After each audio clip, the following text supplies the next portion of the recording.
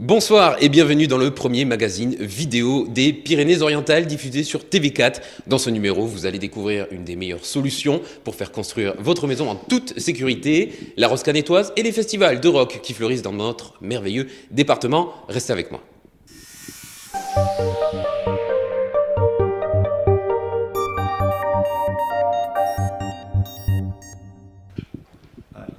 Et nous sommes ce soir chez Access Habitat à Saint-Estève et vous regardez TV4 Le Mag numéro 70. Bonjour Alexandre, bonjour Mickaël, merci de nous recevoir Access Habitat. Si je dis pas de bêtises, Access Habitat, accession à l'habitat, c'est quoi plus exactement ?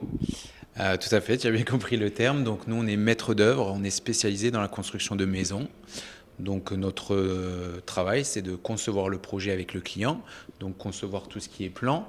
On va pouvoir lui trouver un terrain s'il le souhaite, on va pouvoir l'accompagner dans son financement et ensuite on s'occupe de toute la gestion du chantier et on livre une maison clé en main totalement finie. Donc quand on a une capacité d'organisation aussi mauvaise que la mienne, je suis une vraie bille en construction, faut le savoir, on fait appel à Access Habitat, c'est clé en main. C'est plus simple en effet de faire appel à nous, puisqu'aujourd'hui on a toutes les équipes, tous les artisans. Donc moi sur la structure, donc je gère plutôt l'équipe commerciale. Donc nous sur Saint-Estève, donc on est 8 personnes, donc une partie commerciale, une partie suivi de chantier, une assistante administrative. On a aussi une agence au Masguerido. Voilà, moi toute la partie commerciale, c'est moi qui m'en occupe. Et ensuite Mickaël a la tâche un peu plus difficile, c'est de suivre le chantier. Alors oui, oui, forcément, parce que ça va donc des plans jusqu'à la construction. Combien de chantiers sont à gérer, j'imagine, avec les envies, les desiderata de chaque client à chaque fois ? Oui, donc nous avons en moyenne une cinquantaine de chantiers en cours, ce qui fait que, effectivement, c'est du projet personnalisé. Il faut en permanence satisfaire le client au maximum. En tout cas, on essaie de faire le maximum. Voilà, donc ça passe par des comptes rendus réguliers, des plannings de construction, de conducteurs de travaux qui sont sur le terrain en permanence pour les réunions de chantier, vraiment pour les accompagner. Donc tu n'es pas tout seul, bien entendu, à gérer tout ça. Combien de personnes sont actuellement sur les chantiers avec Access Habitat, plus ou moins ? Alors, en supplément donc, de toutes les entreprises de construction, nous avons, donc il y a moi-même, 2 conducteurs de travaux qui sont en permanence sur le terrain et une assistante administrative qui s'occupe du suivi financier. Alors, on va parler, je me mets point de vue client. Peu importe qu'il me faille 90 mètres carrés, 200 mètres carrés, ce que je veux, vous le prenez en compte, c'est vraiment à la carte. On n'est pas sur des modèles déjà préétablis. On a un bureau d'études en interne, donc chaque plan est personnalisé à 100%, que ce soit une maison de 70, 80 mètres carrés, comme tu dis, ou une maison de 200 mètres carrés. Pas de problème, on fait un plan, on s'occupe vraiment du souhait du client, on répond à toutes ses demandes et on personnalise à 100%. C'est pour ça qu'on a créé des showrooms dans nos 2 agences. Déjà, ça permet aux clients de se projeter et ensuite, si besoin, on l'accompagne chez nos partenaires. Effectivement, on sent le sérieux un petit peu de l'entreprise déjà rien que quand on rentre dans ces locaux ici à Saint-Estève. Ceux du Masguerido sont également pas mal. Beaucoup de monde, c'est propre, il y a des petits showrooms.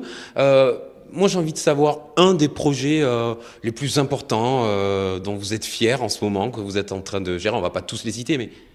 On a un projet en ce moment sur la commune de Villongue-d'Elmons, donc qui a mis un peu de temps à sortir puisque c'est sur un terrain assez particulier, Mickaël. Oui, c'est un terrain qui est assez pentu, donc il y a eu un travail d'adaptation au sol à réaliser. Voilà, ce que nos équipes de maçonnerie ont bien réalisé. Voilà, donc vous pouvez gérer les contraintes sans difficulté. Tout à fait, ouais, exactement. Et surtout, l'image, on commence à avoir une image de maison assez sympa. Et du coup, de plus en plus de clients, c'est ce que disait Alexandre, commencent à venir se renseigner pour des projets un peu plus importants et des projets surtout vraiment personnalisés. Un petit dernier mot peut-être ? Écoutez, n'hésitez pas à aller sur notre page Facebook, puisque c'est vrai qu'on communique beaucoup sur nos chantiers. Tous nos chantiers, on publie des photos, notamment ce beau chantier de Villongue-d'Elmons. Donc aujourd'hui, tous nos clients suivent en temps réel leur chantier, en plus de tout ce que vous a dit Mickaël, donc les comptes rendus, les plannings, voilà. Alexandre, Mickaël, Access Habitat, Saint-Estève, Masguerido, ils sont là pour toutes vos maisons, tous vos besoins, toutes vos envies. Merci beaucoup de nous avoir reçus ce soir ici à Saint-Estève. Et ici, on allait rendre visite à nos premières invités de la soirée.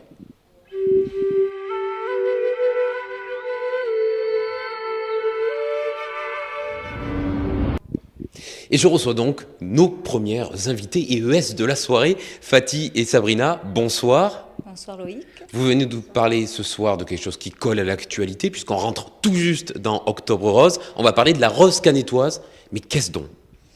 Alors, c'est une course caritative dont les dons sont reversés entièrement à la Ligue pour la recherche contre le cancer. Une course, une marche et une randonnée en mer qui aura lieu dimanche. Alors Fatih, vous êtes présidente de l'association des commerçants de Cannes-en-Roussillon, c'est bien ça? Cannes et plage. De Cannes et plage, attention nuance. Et Sabrina, vous êtes un petit peu l'aide, la main forte. Voilà, Fatih, et j'ai l'accréditation donc de la Ligue contre le cancer. Donc, une course qui se tiendra dimanche 6 octobre. C'est quoi le but? Comment ça se passe? On commence à quelle heure et à quelle sauce on va être mangé? On commence à 9h30, donc pour la marche, la randonnée en mer, suivi d'un échauffement à 11h30 et un départ à 11h45 pour le 5 et 10 km. Puis les dons sont reversés ensuite à la Ligue pour la recherche contre le cancer. Donc cette année, notre parrain, c'est Aurélien Colony, donc c'est sympa. Entraîneur d'équipe de France, voilà. Donc voilà. Ensuite, on espère beaucoup de monde. Il y a combien d'inscrits jusqu'à présent? L'an dernier, on avait eu environ 1300 participants, donc on espère autant, voire plus. Alors, comment on s'inscrit justement si on veut venir participer, au final faire une très bonne action ce dimanche 6 octobre, et en plus de ça faire du sport? C'est quand même pas mal. Mais donc il y a les inscriptions sur Internet et après donc on sera à la place du théâtre samedi pour faire les dernières inscriptions et dimanche matin on pourra aussi prendre D'autres inscriptions. Ouais. D'autres inscriptions, voilà. Donc, en plus de ça, c'est accessible à tout le monde. Il y a de la marche, il y a une petite course et il y a une bonne grosse course quand même aussi. Oui. Et tout ça jumelé au championnat de France qui aura lieu à Canet le même jour à 8h30 par contre. Voilà. Fatih, Sabrina, merci beaucoup. Je le rappelle, dimanche 6 octobre à partir de 9h30, c'est bien ça? 9h30 pour la Rose Canetoise. À partir de 9h30 pour la Rose Canetoise au profit de la Ligue contre le cancer. Donc il faut absolument y aller. Jean-Michel veut dire quelque chose peut-être? Ah oui, ils vont courir dans l'eau, c'est important. On va courir dans l'eau. Non, ils marchent. Non, il y a une marche, une randonnée en mer, donc c'est une marche. Ensuite, une marche sur le sable et la course de 5 et 10 km, c'est-à-dire 4 disciplines. Voilà, on avait complètement compris de toute manière. En tous les cas, dimanche 6 octobre, à Canet, en Roussillon, on va courir pour la bonne cause, en plein milieu, au tout début d'octobre rose. On va aller soutenir la Rose Canetoise. Merci beaucoup, Merci Fatih. à vous, merci Loïc. Merci beaucoup. Merci beaucoup, Sabrina. On passe tout de suite à notre second invité.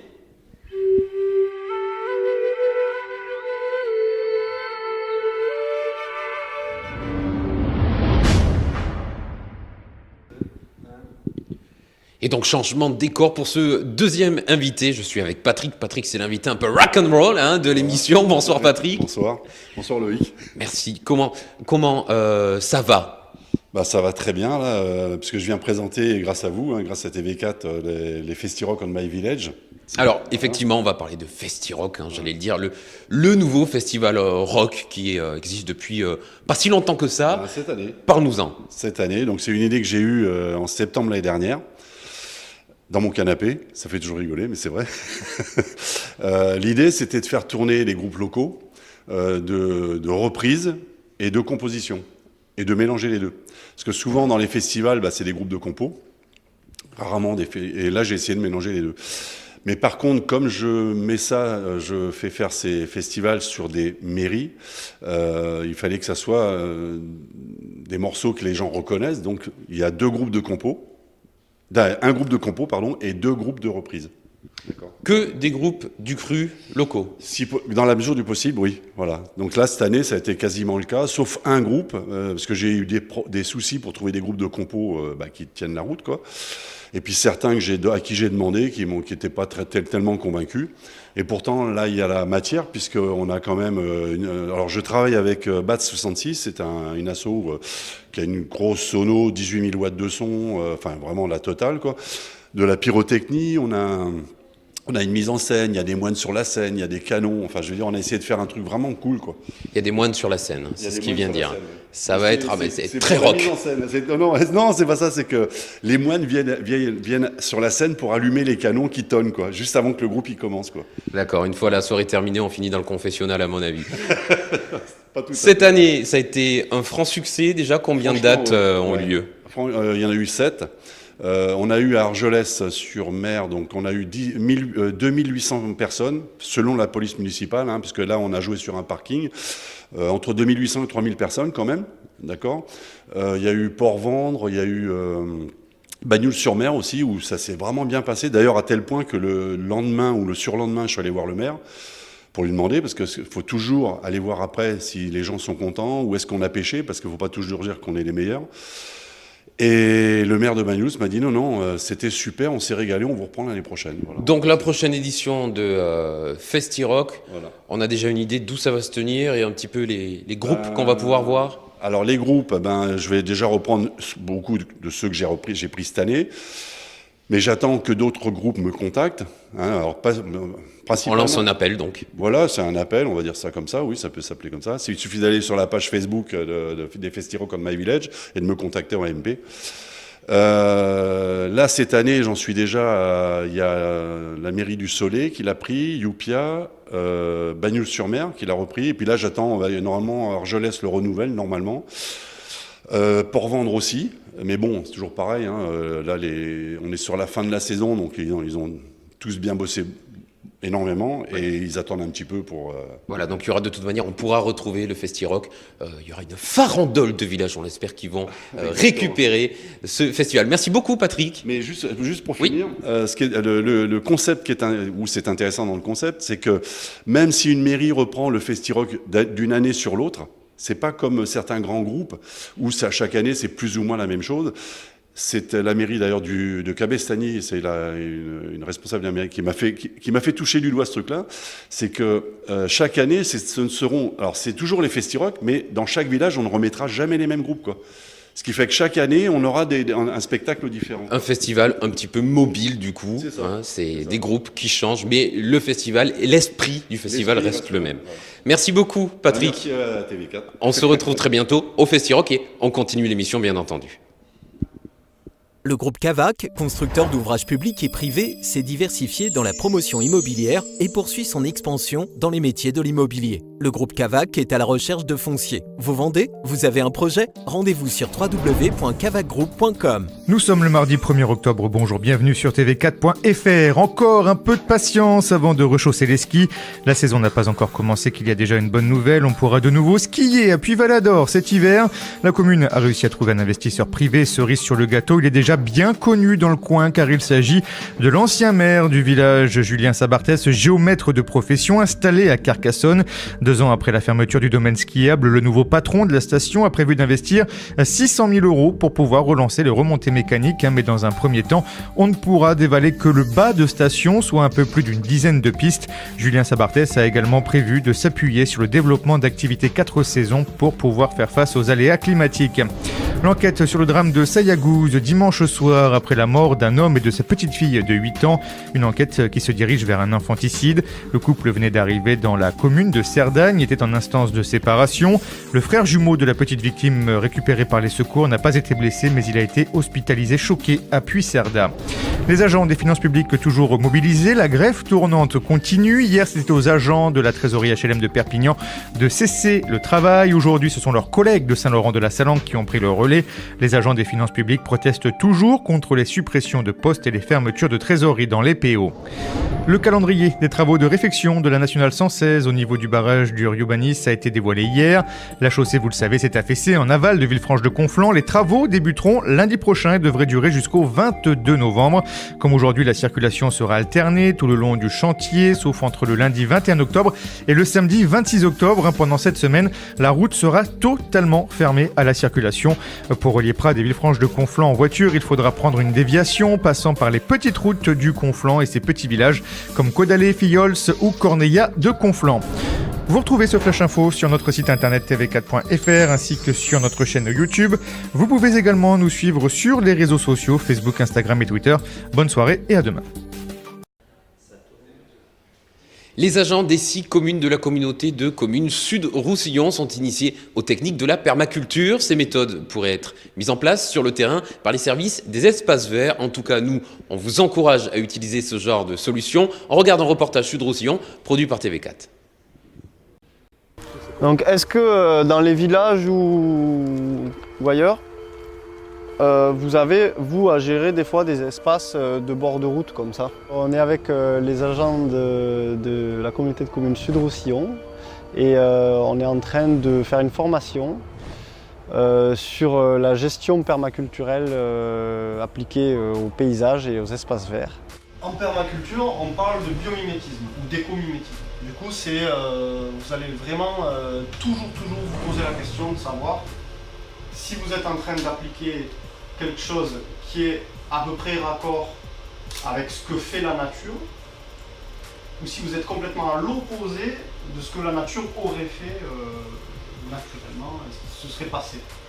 Et donc on parle principalement du fauchage diversifié, le fauchage tardif. Le fauchage tardif, c'est le fait de faucher moins souvent, faire des fauches rases et de laisser pousser soit des bandes fleuries, soit de la prairie fleurie, soit la spontanéité. La photo que vous avez tout en bas, par exemple, il y a une bande qui est respectée un petit peu genre bande réglementaire pour le visuel, quoi.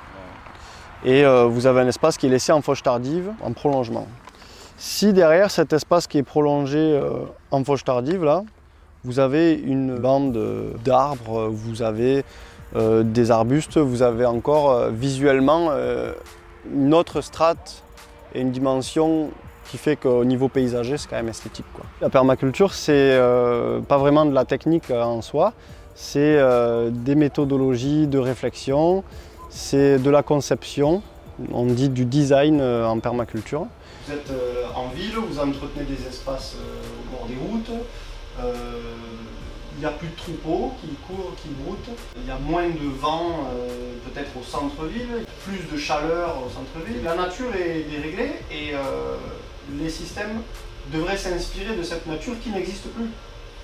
Donc il faut imaginer quand même ce qui n'existe plus finalement, pour essayer de recoupiller tout ça. Vous voyez ce que je veux dire?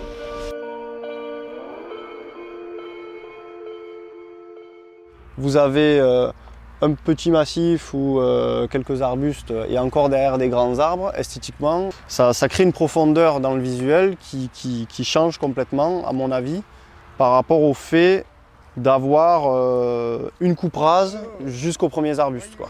Là, vous êtes d'accord avec moi, il n'y a pas un lézard, il n'y a pas un orvet, il y a pas, ça suffit pour foutre le bordel pour tout ce qui est biodiversité. Il y a de plus en plus de communes qui s'y mettent au fauchage tardif et il y a des évolutions qui sont très intéressantes en cours avec la communauté de communes Sud-Roussillon pour essayer de respecter un petit peu la biodiversité et tout en ayant des enjeux économiques, écologiques, sociaux.